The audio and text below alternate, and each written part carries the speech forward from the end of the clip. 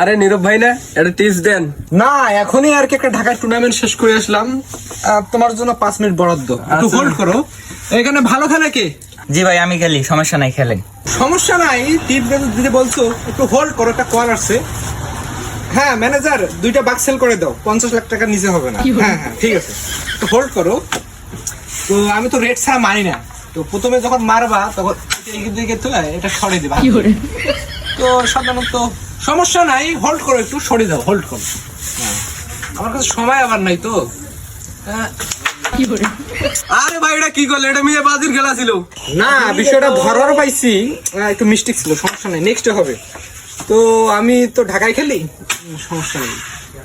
রেটটা নাকি টার্গেট নিব, সমস্যা নাই, সমস্যা নাই। তোর বোর্ড তো ভাইরাল আজকে।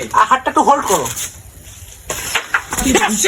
গেছিল। ধুর ভাই, আপনি আমার বালটা খেলেন। সমস্যা নাই, নেক্সটে হবে, একটু হোল্ড করো। কলার সেট তো একটা।